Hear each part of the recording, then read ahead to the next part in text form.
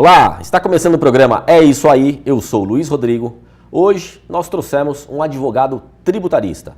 Nós vamos discutir e falar um pouquinho do que tem na advocacia tributária, o que é que o cidadão comum, quem está passando por dificuldades financeiras principalmente, e escolhemos alguns temas específicos, como recuperação judicial da empresa. Mas nós resolvemos abordar um pouquinho uma forma diferente da recuperação judicial. A recuperação judicial para quem é agricultor, focado ali na agricultura. E também restituição tributária, alguns assuntos. Uma conversa bacana com o doutor Aguinaldo Alves Bife. Doutor Aguinaldo, muito obrigado pela sua participação no programa. O senhor já é veterano do programa É Isso Aí. É sempre um prazer recebê-lo aqui na emissora.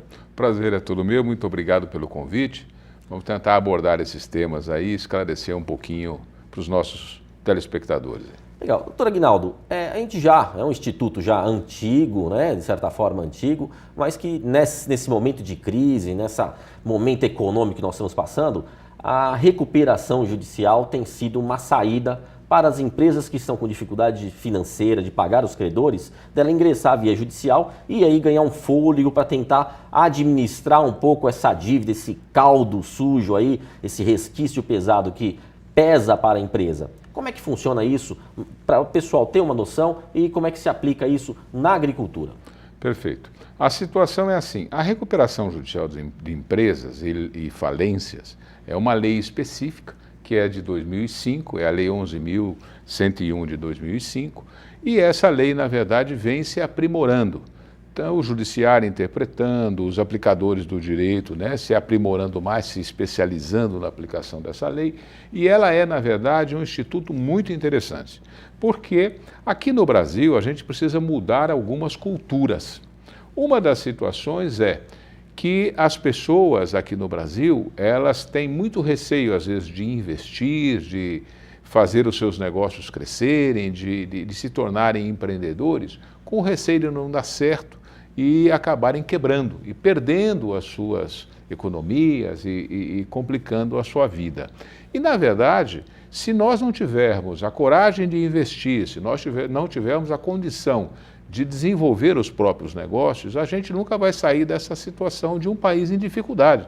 Porque a geração de empregos, porque a movimentação da economia acontece efetivamente com as pequenas empresas, com as médias empresas. Claro que você tem as grandes, importantes, onde tem um grande volume de recursos circulando, mas a grande geração de empregos e negócios ocorre no dia a dia nas pequenas empresas, nas médias empresas e também na agricultura, aqui no Brasil especialmente, né, na área agropecuária.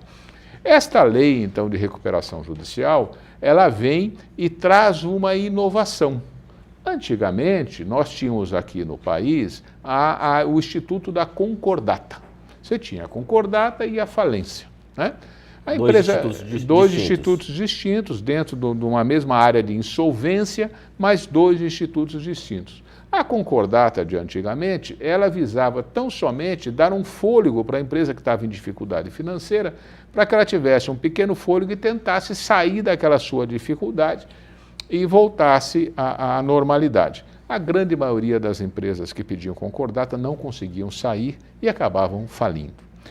Houve toda essa modificação na lei, até pela própria situação de mudança do país, da economia do país, nós estamos falando em 2005, né? O país estava assim numa modificação e crescendo, e aí veio essa lei. Essa lei traz como uma grande novidade que a recuperação judicial, então, que substituiu a antiga concordata, ela vem no sentido de dizer, olha, eu vou chamar o meu credor para que este credor, junto comigo, sabendo da minha situação, participando dos meus negócios, entenda o porquê eu preciso de uma condição especial, um prazo maior, um desconto na minha dívida, uma situação especial para que eu possa continuar trabalhando, para que a minha empresa possa continuar gerando emprego, gerando riquezas, recolhendo tributos, né? E então que eu preciso, neste momento, de reestruturar o meu negócio. Então, a recuperação de empresas, ela muito mais do que a concordata, não visa somente resolver o problema financeiro, mas visa resolver também a questão administrativa e estrutural da empresa. Por que a empresa chegou nessa situação?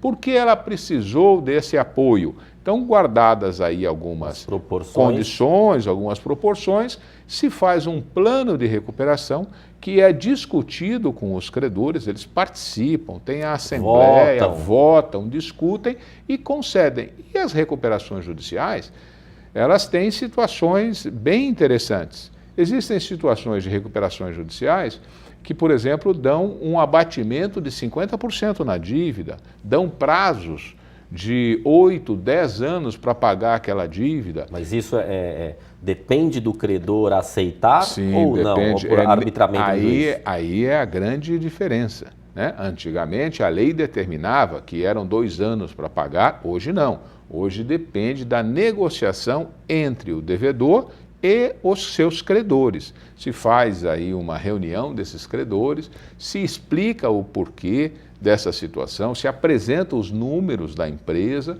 e se faz um plano de recuperação e se vota esse plano e a partir dali começa a trabalhar em cima disso. Mas nesse momento aí de discussão, de apresentação de proposta por parte da empresa, a empresa, ela efetivamente, ela continua no comando, na administração. O gestor continua gerindo a empresa, ele não perde em nenhum momento a gerência. Em nenhum momento. O que acontece é que, a partir do momento que a empresa entra com o pedido de recuperação, o juiz dá um despacho aceitando o pedido de recuperação. Tem alguns requisitos que têm que ser cumpridos. A empresa tem que ter uma existência mínima de 2 anos, ela tem que apresentar os documentos, tem uma relação, ela tem que estar funcionando. Então, preenchido esses requisitos básicos, o juiz concede o processamento do pedido de recuperação. Com esse processamento do pedido de recuperação, a empresa automaticamente tem 6 meses de suspensão de todas as cobranças contra ela. Execuções, cobranças, quaisquer tipos de, sejam elas tributárias, sejam elas bancárias, comerciais, ficam todas suspensas por 6 meses. Certo. Nesses 6 meses é que o empresário tem que preparar, então, o seu plano de recuperação, que acontece em 60 dias, depois tem que votar esse plano dentro de uma assembleia de credores, que vai acontecer mais ou menos ali com 150 dias, e depois o juiz homologa esse acordo, mas normalmente aquele acordo aprovado na Assembleia se não houver nenhuma ilegalidade, é aprovado pelo Judiciário e ele passa a cumprir o plano. Obviamente, não é uma coisa simples, é uma coisa mais complexa, mas que pode ser utilizado pelas empresas, sejam elas microempresas, sejam empresas médias, sejam empresas de grande porte, e também os agricultores. Por quê? Porque a lei de recuperação judicial, ela vem proteger a empresa e o empresário. O que diferencia essas duas situações? O que é a empresa e o que é empresário? A empresa, na verdade, é a reunião de esforços das pessoas numa determinada instituição para executar ali um fim visando a obtenção de lucro, a exploração da atividade econômica. O empresário é aquele que exerce, que assume esse risco. E muitas vezes ele faz isso sem ter uma sociedade limitada, sem ter uma sociedade por ações. Ele faz isso na pessoa dele mesmo. É a antiga firma individual, né, que hoje é o empresário. Então, nessa linha do empresário, se enquadra também o agropecuarista, o agricultor, né, seja ele pessoa física. Que esteja inscrito como agricultor. Existe uma discussão sobre isso, porque a lei de recuperação judicial diz que precisa ser um empresário em exercício da sua atividade. Claro que a empresa tem que ter o seu registro na junta comercial ou especialmente na junta comercial, porque tem que ser uma empresa e não uma sociedade simples, né? Mas uma empresa, então, ela tem o seu registro na junta comercial. O empresário, ele tem que ter o seu registro também. Mas se o empresário estiver exercendo a sua atividade regularmente há mais de 2 anos, apesar de não inscrito, ainda assim há uma discussão da possibilidade dele poder pedir a recuperação judicial. E aí se estende também para aquele agricultor que não tem o seu registro como produtor rural na fazenda do estado, que ele tem lá o seu cadastro, como produtor rural, o seu registro.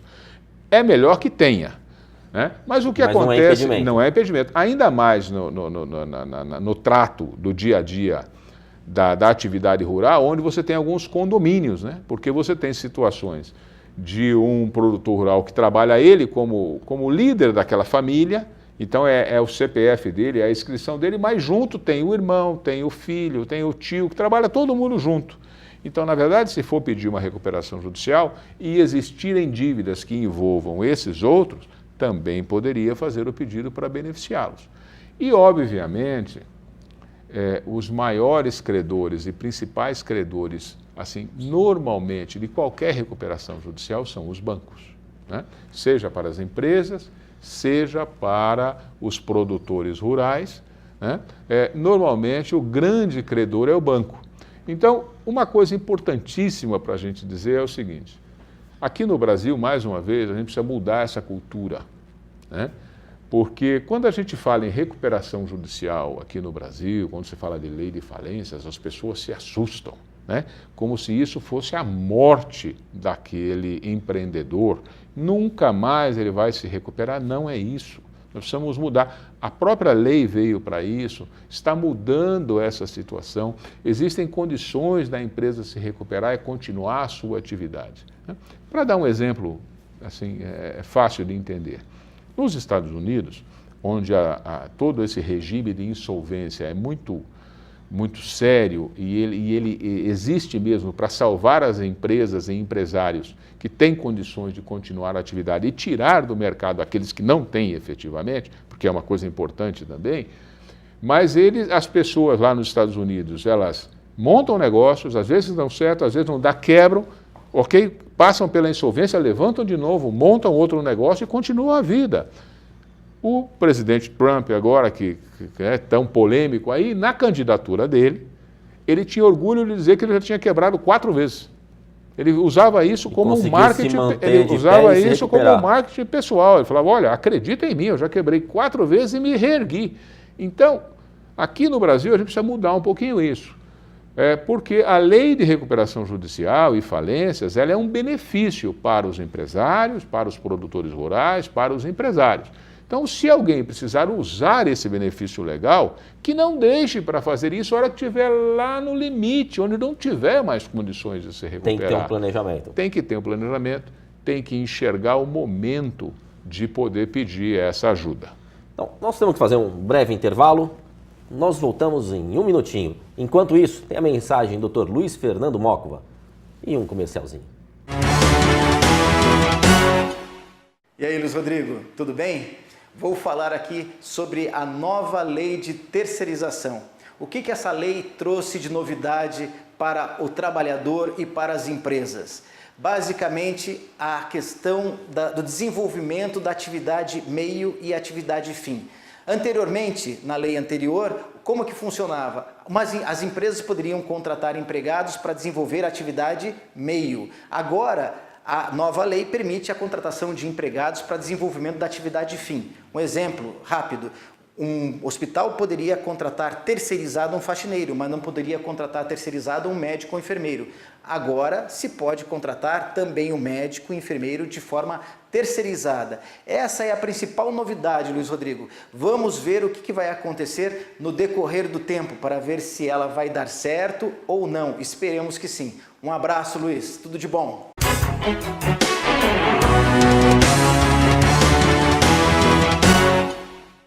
A Coxilha dos Pampas oferece o melhor da culinária gaúcha em Ribeirão. Seu comprometimento com a qualidade é acompanhada de perto pelas inovações, que vão da deliciosa Baby Beef Red Angus até as saborosas opções da pista de comida japonesa. Amor, olha que coincidência! Acabei de ver no Facebook da Coxilha que o jantar para casal sai por R$ 99,90. Me leva pra lá? Aí sim, hein? Partiu Coxilha! Informações e reservas 3629-6017. A política mexeu com o Ribeirão Pretano e provocou reflexão. muitas notícias viraram polêmica e indignaram. E eu não vou fechar os olhos e nem tapar os ouvidos. E todas essas notícias foram registradas aqui. Continuarei atento aos fatos que acontecem aqui em Ribeirão Preto. E é por isso que eu digo: acorda, Ribeirão! TV Mais, a nossa paixão por Ribeirão só aumenta. Só na Diário você ouve os sucessos, as clássicas, aquelas que você mais gosta e as melhores promoções. Diário, o dia todo, todo dia.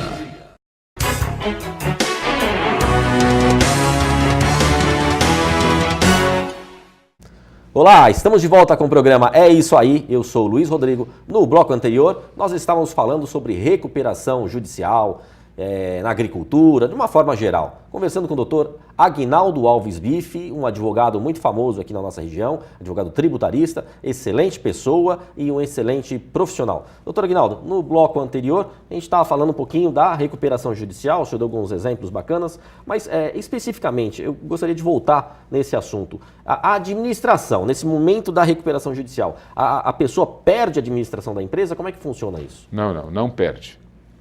O administrador da empresa, que nas empresas pequenas normalmente é o próprio sócio, ele continua à frente da empresa tocando os seus negócios. O que vai acontecer é que o juiz nomeia um administrador judicial para acompanhar as atividades. Se ele está cumprindo direito aquilo que ele combinou com os credores, se ele está fazendo os seus registros contábeis em ordem, ele não perde a administração. Há apenas um acompanhamento, o que no final é bom.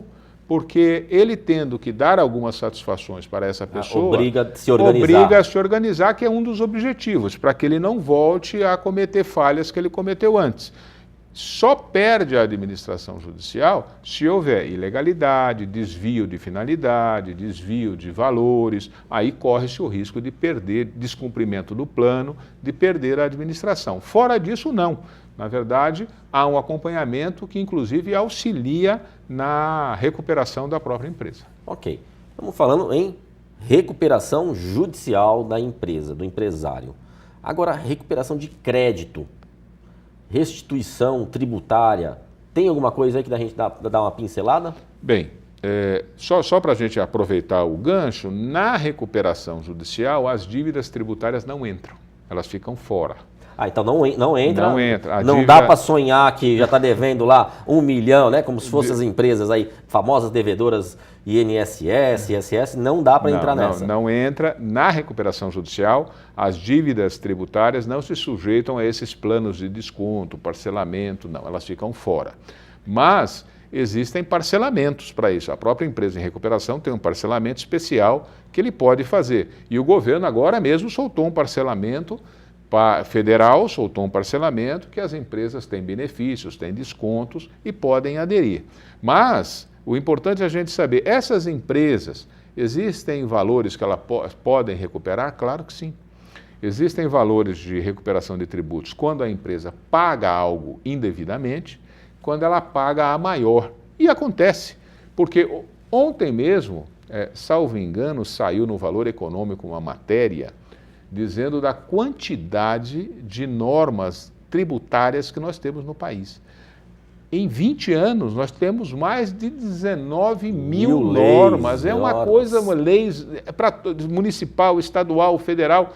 Então, é muito difícil que qualquer contribuinte consiga acompanhar todo esse emaranhado, toda essa modificação, toda essa complexidade da nossa legislação.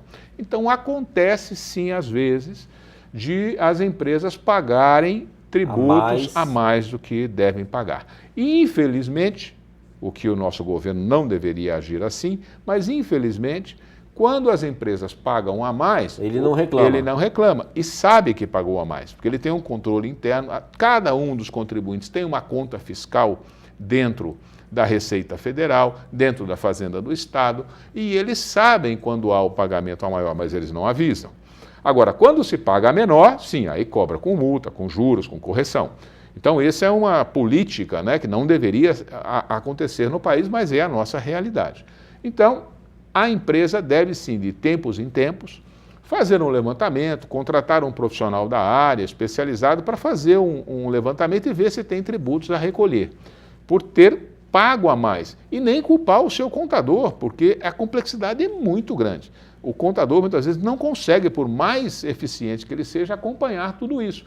Então, muitas vezes a empresa tem que contratar uma pessoa que seja um contador ou um advogado da área, especializado, por exemplo, só em PIS e COFINS. Um advogado, um contador especializado só em imposto de renda, porque aí este que fica focado num determinado tem ponto, melhores condições, ele consegue fazer e dar uma analisada. E esses profissionais usualmente cobram mediante resultado. Então não teria um investimento inicial, mas se houver um resultado, normalmente é assim, a contratação. Então os empresários devem usar essa possibilidade para ver se não pagaram algo a mais. Além disso, o governo também cobra coisas indevidas, né? Além de, muitas vezes, a empresa pagar a mais por desconhecimento ou por um erro, o governo também cobra muita coisa que não pode. O mais recente agora, que está dando maior repercussão, é a questão do ICMS incluído na base de cálculo do PIS e da COFINS. Então, na hora que o empresário vai pagar o PIS e a COFINS, então como isso funciona? A grande maioria das empresas trabalha no lucro presumido. Tem as empresas do Simples, tem as empresas que trabalham no lucro presumido, tem as empresas que trabalham no lucro real. Pegando essa faixa do lucro presumido, que é a maior quantidade de empresas que se tem, o que acontece? Ela vendeu, no final do mês ela teve um faturamento, por hipótese, de R$100 mil. Sobre esse faturamento ela tem que pagar 3% de COFINS, então daria R$3 mil, e tem que pagar 0,65% de PIS, o que daria, então, R$650. Então, somando os dois, R$3.650 sobre os R$100 mil. Só que nesses R$100 mil, nesse faturamento, tem lá o ICMS, que cada vez que ela emitiu uma nota fiscal de venda, ela teve que colocar o ICMS, e considerando que esse ICMS seja, por exemplo, de 18%, então, nesses R$100 mil, R$18 mil é ICMS. O faturamento da empresa para ela, para a empresa, é os 100 mil menos o 18. Nós estaríamos falando em 82 mil reais. Esses 82 mil reais é que deveriam ser a base de cálculo do PIS e da COFINS, e não os 100 mil. E foi isso que o Supremo Tribunal Federal julgou e deu razão às empresas, dizendo que tem que excluir da base de cálculo do PIS e da COFINS quem pagou a mais? O ICMS. Aí quem pagou a mais tem que entrar com uma ação judicial para ver reconhecido esse direito e receber esse dinheiro que pagou a mais. E dali para frente, não pagar mais com essa base. Esta decisão do Supremo Tribunal Federal, só para deixar isso bem claro, ela ainda não transitou em julgado, o que significa que ainda cabe algum recurso. Só que o recurso que cabe é só o embargo de declaração para deixar mais clara a decisão, não cabem outros recursos. E até agora isso não aconteceu. A ilegalidade da cobrança não está. Não vai ser questionada. Não vai questionada mais. O que acontece é que isso dá uma repercussão tão grande para o governo em termos de arrecadação, que a Procuradoria da Fazenda Nacional está pedindo para que haja uma modulação. O que é isso? Que o Supremo Tribunal Federal defina a partir de quando que as empresas vão poder recuperar esse crédito. Porque diz o governo, se nós devolvermos os 5 anos que foram pagos a mais, vai ser um rombo. Ora, mas esse dinheiro foi pago ilegalmente. O rombo no governo não tem problema. Não tem problema. Ou melhor, só que, o rombo no particular não tem problema, só no governo. Só que é o seguinte, esse dinheiro não vai para o bolso do empresário. Esse Fica dinheiro, em crédito com o governo. Esse dinheiro é um sistema de compensação, mas esse dinheiro acaba circulando no mercado. Então, se esse dinheiro sair do governo e vir para o mercado, ele vai circular e vai fomentar a economia. Lógico. Então, não é isso que o governo diz. Só que ainda essa situação de modulação da decisão do STF e os efeitos ainda não aconteceu. Então, o que é que os empresários devem fazer? Devem procurar os seus departamentos jurídicos, os seus advogados e pedir para entrar com essas ações para reconhecer, porque provavelmente, quando sair a modulação, deve acontecer, como em outras vezes, dizendo quem entrou com ação até agora tem direito de buscar o passado. Quem não entrou, não tem. Então, entre com as ações. Entre. E ainda vai uma dica. preferencialmente entra com um tipo de ação que é o mandado de segurança, que ele é possível entrar para essa hipótese, para essa circunstância, e ela, se der tudo errado, não gera obrigação de pagar sucumbência. Não tem que pagar custas para o advogado da outra parte, que seria o advogado da União, não tem esse risco. Então, o melhor caminho seria procurar entrar com essa ação judicial para recuperar... Para já se precaver de ter o direito e não perder o direito. Exatamente. E não correr o risco se tudo der errado, porque lá em Brasília, tomar uma sucumbência lá às vezes as coisas mudam, já aconteceu isso, mesmo estando decidido, definido, às vezes muda. Se isso acontecer, você está com mandado de segurança, não vai te ter risco nenhum. Então, esse é o melhor caminho. Então, esse é um exemplo de situações que podem... E existem outros, né? Por exemplo, a legislação de ICMS, que também é muito complexa, cada estado tem a sua, cada situação. Então, você tem situações diferentes para cada estado que precisam ser examinadas. E ela dá, na verdade, direito de você entrar, recuperar crédito. Muitas vezes existem créditos para indústrias. Ela compra muitas vezes uma lixa, ela compra muitas vezes um produto que é utilizado na fabricação de um determinado bem e não se aproveita daquele crédito. Então, os empresários, mais uma vez, precisam olhar com muito detalhe essa questão tributária, porque ela é complexa, não deixar só com o contador, apesar de toda a importância e eficiência dos contadores, mas a complexidade é muito grande, então vale a pena ela, de tempos em tempos, consultar um especialista e fazer uma revisão, porque muitas vezes aí tem muito dinheiro e serve para ajudar na recuperação das empresas. Doutor, para nós podermos encerrar, só para o pessoal que está nos assistindo, quem se interessou, né? Eu achei interessante, o doutor falou alguma coisa que me motivou realmente a procurar um contador, procurar um advogado, mas às vezes a pessoa, né, o público fica com receio, mas vai ficar caro, eu já estou com dificuldade financeira, vai ficar caro. Como é que é geralmente a cobrança de honorários? Brevemente, só para ter noção, como é que é a cobrança de advogados, no caso de um advogado, cobrando para fazer essa recuperação tributária ou no caso da recuperação judicial? Um leve en passant. Bem, a recuperação tributária, de recuperação de tributos, normalmente o profissional cobra um valor que não é tão importante, tão significativo, para fazer um levantamento prévio, que é uma coisa que qualquer empresário tem condições de pagar, e depois ele vincula um percentual no êxito daquele trabalho. Normalmente é assim. Por isso que eu insisto que vale a pena, porque o custo-benefício é muito bom. No caso de recuperação judicial de empresas, que é aquela primeira parte da nossa conversa, nesse caso, normalmente se cobra um percentual da dívida, parcelado junto com o plano, que também para cada caso é possível adequar a necessidade e fazer isso ao longo do tempo.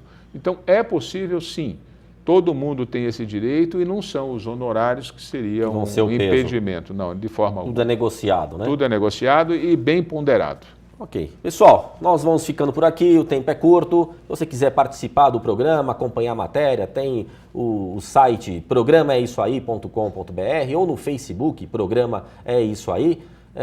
Mande mensagens, participe do programa, afinal o programa é para você, a gente tenta na medida do possível fazer um programa bacana. Antes de encerrar, queria mostrar um pouquinho a revista Chibarro Gray. Está quase saindo aí a nova edição, acho que no próximo programa já deve ter a nova edição, e eu vou presentear o doutor Aguinaldo Bife com esta revista. O senhor já conhecia, doutor? Conhecia de nome, já ouvi falar, está circulando bastante essa revista, mas não tinha visto ainda a revista. Não. Ok, então vai poder se apreciar um pouquinho, está entregue aqui. Muito obrigado. Eu agradeço a participação no programa e nós nos vemos no próximo programa. Porque programa é isso aí.